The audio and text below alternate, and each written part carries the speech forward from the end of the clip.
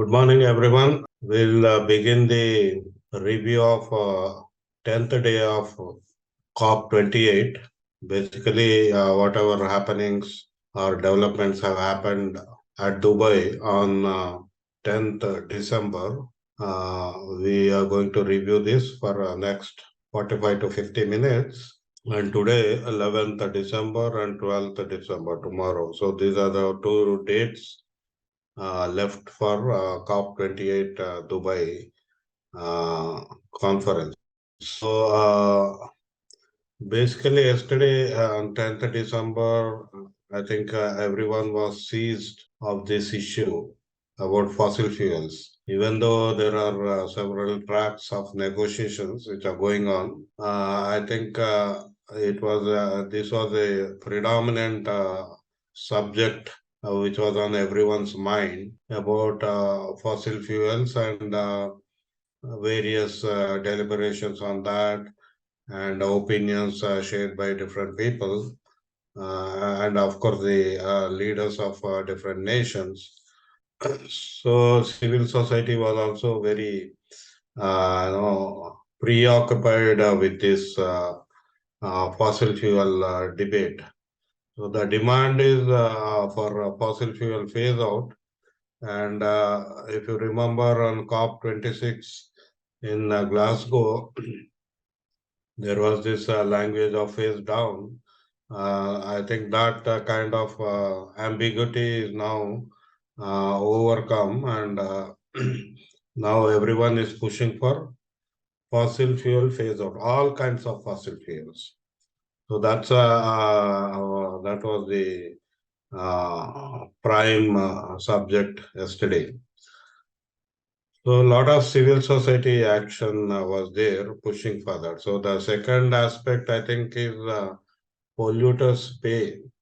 So the polluters who have contributed to the growing burden of carbon in the Earth's atmosphere, I think they are being asked to pay. So I think this is the second principle which is coming up, especially with the fossil fuel phase out, the gathering steam. People are talking of just transition. Just is basically the transition which has to be more, equity, based on equity and principles of natural justice, and also amelioration, basically responding to the most vulnerable countries, vulnerable communities, and vulnerable, species in the natural world. So the polluter space principle is also being emphasized upon. Yesterday, as I reported yesterday in the morning, the COP28 presidency has called for a majlis. Majlis is a Arab Urdu word where people gather together, and President Al Jaber, he organized this majlis, and he said the objective of majlis is to foster heart-to-heart discussion. So this was the initiative taken up by the presidency, and it's basically a plenary where all the ministers are there and the heads of delegations were there, and he urged everyone to be flexible, thinking about common good rather than their self-interest. So coming from a person who heads an oil company and from a petro state, I think this was very positively taken, this kind of a language. And he also urged delegates to come up with recommended language on the outstanding issues. So I think this is again a kind of neutral statement where he wants a outcome coming out of it, and he wanted that language which suits everyone's purpose and interest. So Adnan Amin, who is a COP28 CEO, he also spoke at Majlis, and he raised two questions: how to build I'm highlighting this because they are very pertinent and very deep. How to build a transformative ambition and mitigation while addressing just and equitable transitions and corresponding support requirements. So this, gains importance given that fossil fuel phase out is being demanded, and there is a expectation that some decision will be taken in that context. So the this is that means all the economies, countries, they need to transform themselves. So and this is as part of a mitigation measure. It's not adaptation measure. It is a mitigation measure. So when we are building this ambition, he says we need to address just and equitable transitions. So, and corresponding support requirements. I think here he is probably, appealing to the developed countries to provide possible support in technology transfer, finance, and and various other hand-holding requirements. And then he also raised the other question: how to credibly tackle the gap in adaptation finance and action. So these two, he says, are very important questions, and I think he probably reflects the mood there in COP28 by raising these questions. So these two have become very critical, and of course, loss and damage is still there on the agenda, and the civil society is also concerned about loss and damage. But ultimately, in terms of taking credible action, I think answers to these two questions raised by Adnan Amin, I think they are very important. So this Majlis, yesterday there was another meeting, heads of delegations meeting. So HOD meeting on global goal on adaptation. So this global goal on adaptation has become very important, and the Majlis. So yesterday these were there. So again these two were open to some observers and broadcasted online. So this meant COP28 presidency has given more given to transparent methods of negotiation. So usually observers are not allowed when the ministers are meeting and the heads of delegations are meeting. So yesterday, some observers are allowed. I don't know who are these some observers, but I think it meant to people who can, communicate what is happening outside, and that builds confidence on the, direction of the negotiations and subject of the discussions. And it was broadcasted online. I think that's very significant. I could not see that, but still the recording is available on the net on UNFCCC website. And then importantly, global stock take. We know on the past 4 or 5 days we have been discussing this. Global stock take discussions, of course, were undercover, so it was not open to anyone. Only the delegates discussed that. So this is a photo of the Majlis. You can see how it was organized. Everyone seeing each other. It was a kind of round table. Now, I know a lot of speeches or interventions were made by several countries, but again, I could not find if India was there and whether Indian representative, whoever it might be, either the Environment Minister Bhupender Yadav or anyone has spoken, because we don't have any information on that. Maybe it's available, but I could not access that within the time available for me here.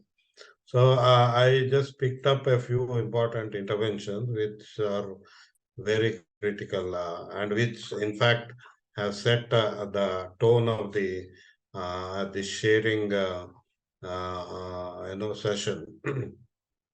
So Switzerland, it has reiterated a call for a strong energy package on fossil fuels and corresponding support for this commitment.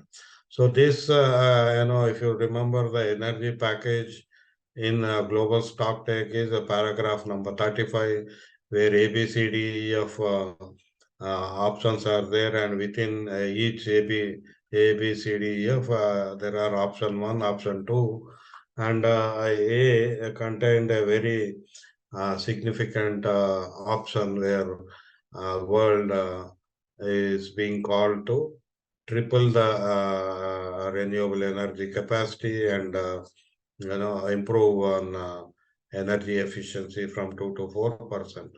So Switzerland is reiterating this strong energy package, which may not be option 1, but several options.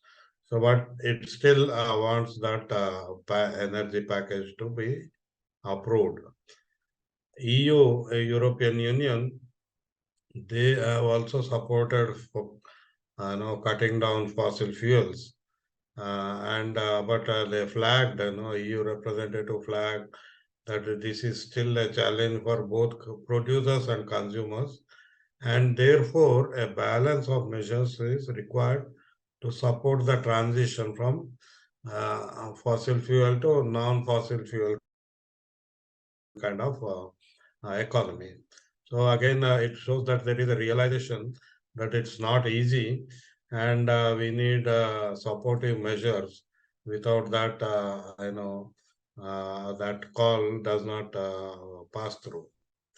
Germany also said the only way to limit warming to 1.5 degrees is to peak global emissions by 2025. So Germany is saying we should, beyond 2025, we should not allow emissions to grow. That's a peak. And from there on, it says we need to reduce the carbon emissions there in the atmosphere by 60% by 2035. That means from 12 years from now, we have to reduce 60%.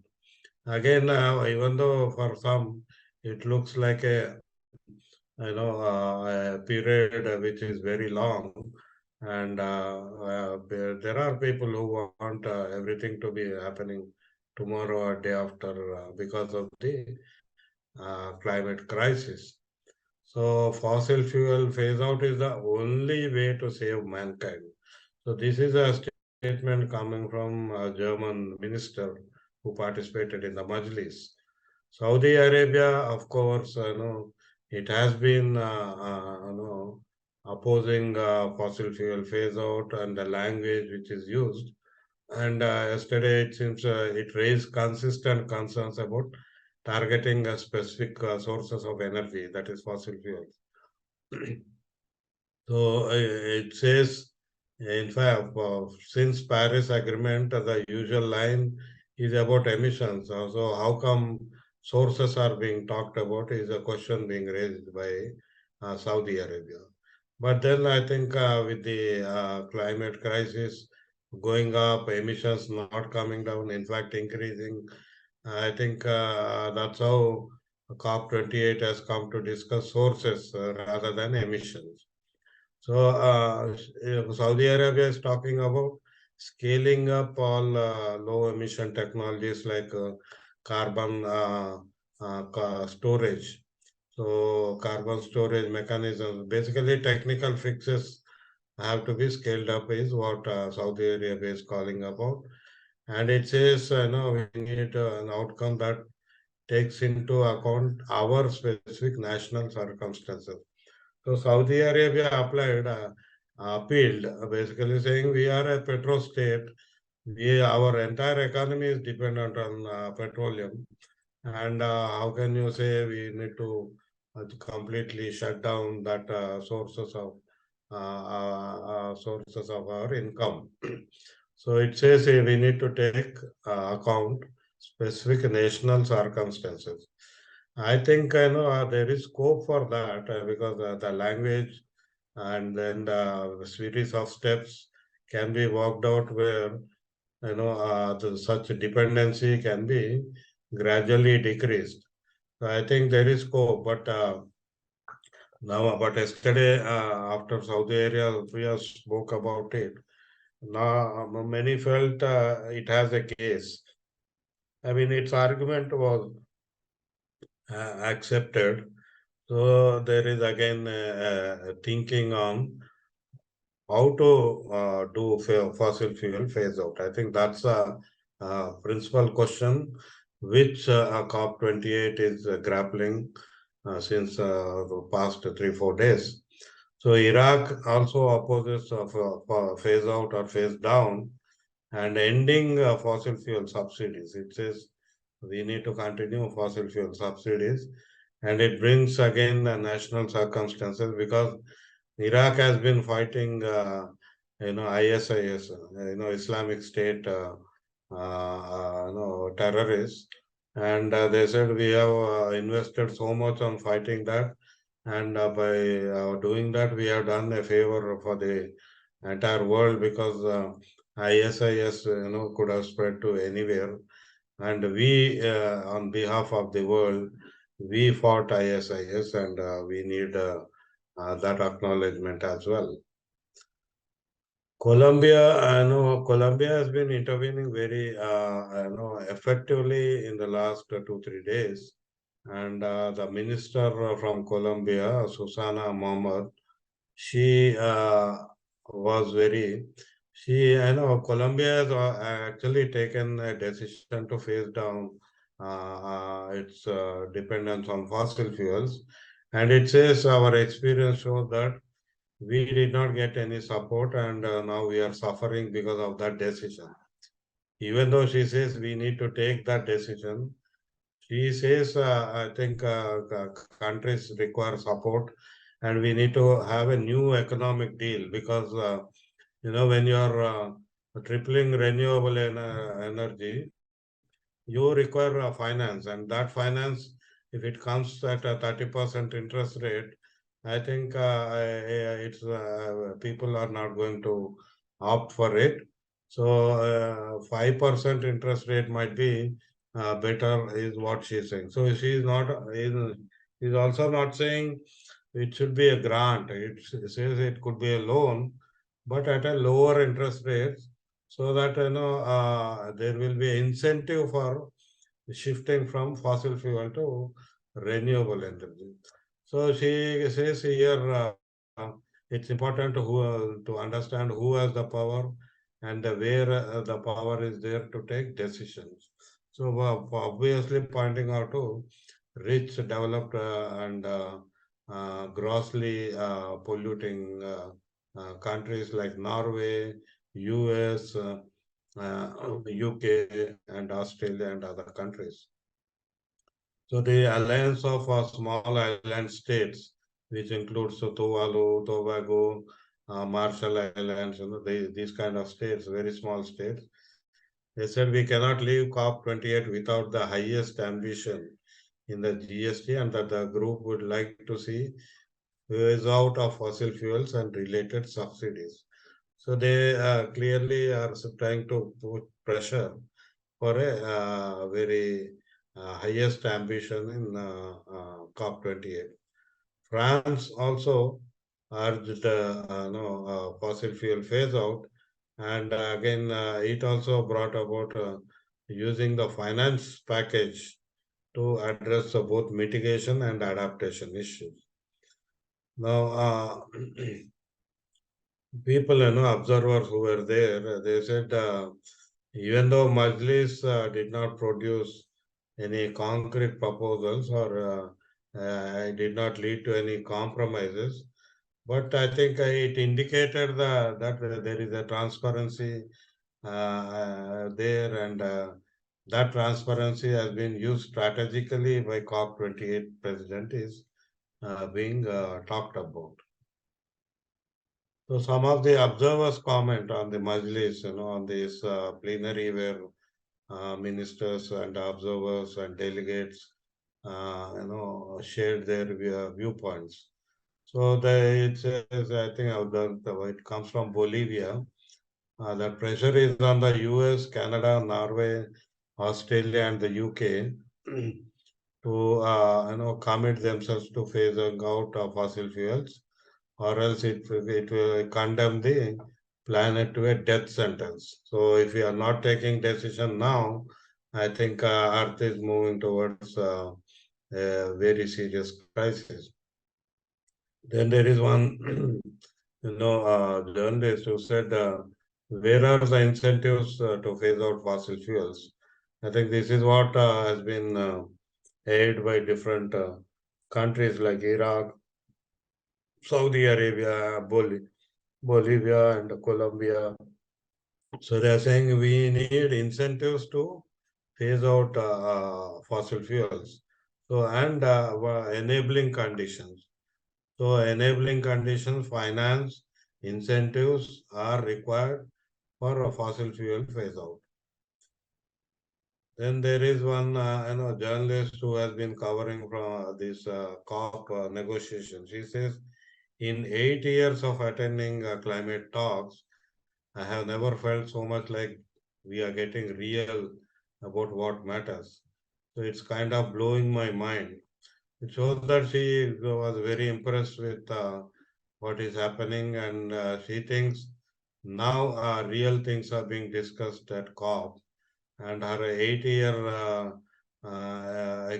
experience in participating in COPs, she felt this is the one which is discussing real.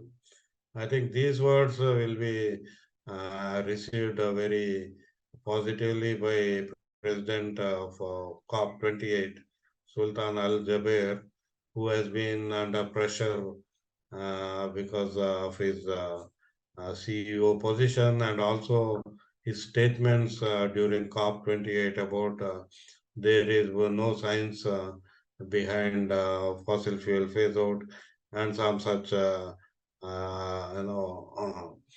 statements. So I think he'll be very happy listening to this. So there was the same journalist, she said the Majlis, the Majlis itself, she says is a cultural tradition of Arab countries, and she says she recalls COP23 organized in Fiji, where they had this specific tradition of Talanova, kind of Majlis. So she says cultural traditions of the host country, they stretch the heart of these two technical talks. So she says these kind of cultural traditions, if they are woven into the COP processes, I think she says it can bring a heart into the very technical talks which usually happen in negotiations. Now, yesterday again, everyone was very, referring to the deal between the US and China, because now even for a decision to come out on the fossil fuel phase out, these two countries have become very, very important. So before COP28, these two countries had a meeting, and it's called a Sunnylands Agreement. And there they have arrived at a understanding on what to do. So here from that statement, we can see that what they agreed upon. They said to sufficiently accelerate renewable energy, we need to accelerate substitution for coal, oil, and gas generation. So whatever substitutes we need to find, they have to be accelerated if you want to accelerate renewable energy. And then a meaningful reduction. So this thermal power production, or even fossil fuels used for energy production, I think that is being targeted. So that the entire energy sector emissions are being targeted, and these two countries felt that we need to work on this.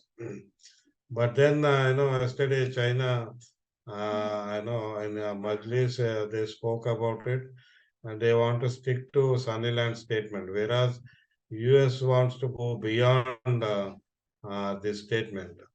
So both of them are not blocking any decision, but I think still there is there is probably a holding back kind of situation on both the countries. So just for all of us to understand, because if you remember, the fossil fuel phase out package includes, a call for no new investments on fossil fuel production or exploration or any investment on fossil fuels. So here, there is a study. It says in the last 1 year. So in the past 1 year, how investments are growing in fossil fuels. So there are under construction, fossil fuel facilities. 207 are there. Then there are projects. 281 new projects have been announced on oil and gas plants, and there are pre-construction 295.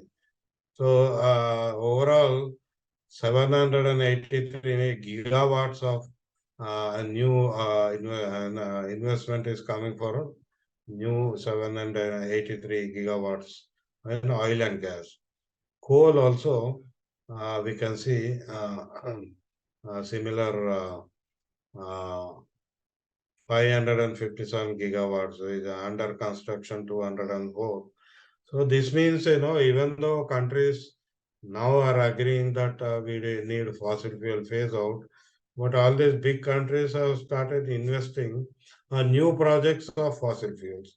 So that is why the reason that word which was put in the package. So when someone looks at this, people are not hopeful that there will be a decision on that. No, yesterday it was Food, Agriculture and Water Day, and a lot of events have happened around that.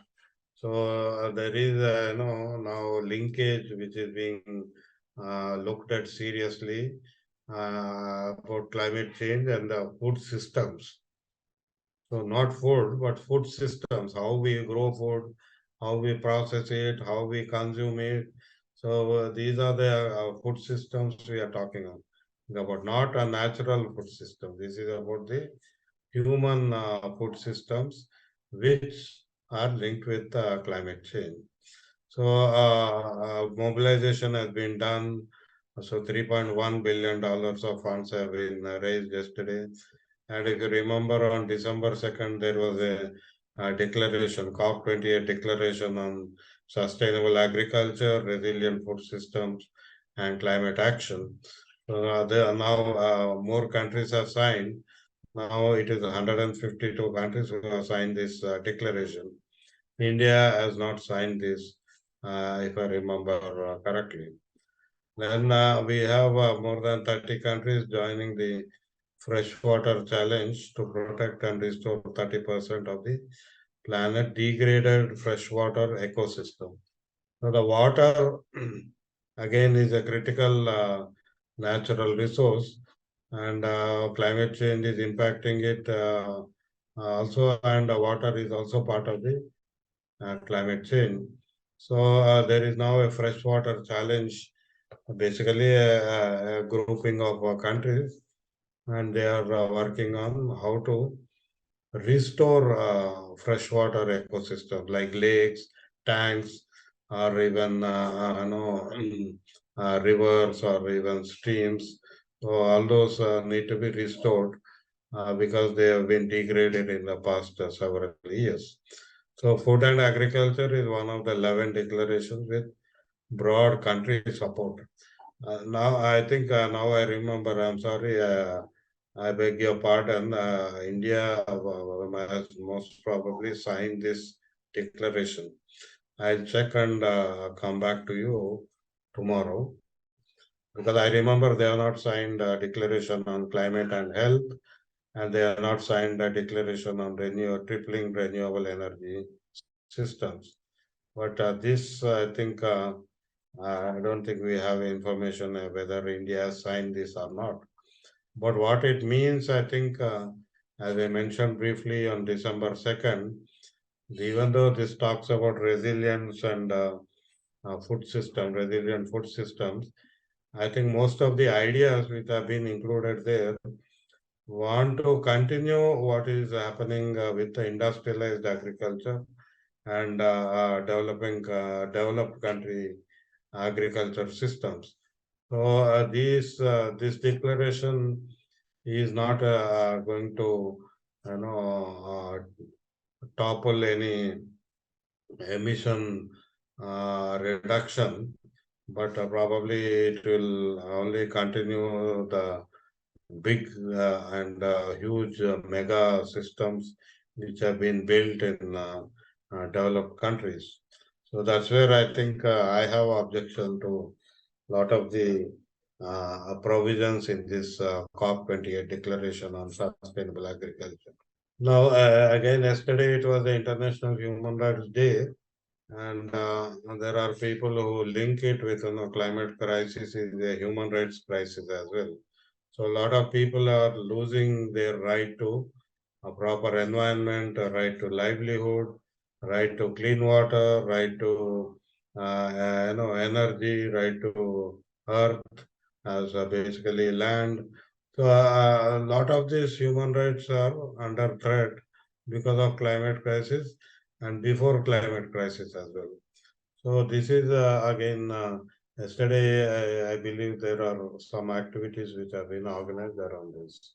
Now coming to national negotiation tracks, we have 14 new texts released yesterday by maybe 6 or 7 o'clock in the evening.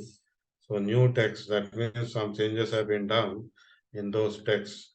If you remember, even yesterday, the same set of new texts were released day before.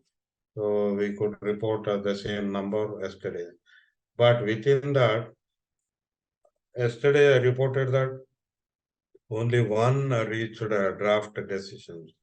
But now we can see that on 10th December evening, 5 new texts have reached draft decisions. Now this will go to COP presidency, and in the plenary they might be approved or they might be taken up for final approval. And among the 14, 9 are still a draft negotiation text. That means they are still at a basic level. It has to pass through several negotiation levels. And overall, there are 109 draft negotiating texts out of 338 entries. That means many negotiation tracks are still at a very basic level. They are 2 days are there, and but still not much progress has been reported. There are 45 draft conclusions. Yesterday it was 47, I think, but now it is 45. So how did it calm down is, I think, again, I need to check. But 22 clean text. So clean text is basically which possibly goes to draft conclusions or decisions. So 22 clean texts are there, and then 33 draft decisions. So that means out of this 33, 22 are clean without any brackets. So other 11 might have some words in the brackets which need to be again discussed in the plenary or as the COP presidency decides what to do about it. So they might again ask for informal negotiations so that those brackets or underlining all those things can be removed and a clean text will go to final approval. Now, Al Jaber has declared since yesterday that he plans to close the summit at 11 o'clock on 12th December, 11 a.m. on 12th December. That means tomorrow by 11 a.m. in Dubai, he's planning to close it. But will it happen? is what we need to see. So, because there is a lot of circumspection about this planning, because many key agenda items have not yet completed. There is no text at all in some areas. Now we are talking of draft negotiating text being still there, but in some areas there is no text. So they could not come together with a text at all also. So 8 agenda items, I don't have any draft text. 30 items, including big ones like stock take, global goal, and adaptation, they are not yet agreed upon. And but in 30 other areas, there is some, they are coming to some closer decision making. So only 5 have agreed so far, and many items have been postponed to COP29. So again, I think it shows that a lot of wrangling or slugfest is going on within those items. So heads of delegation.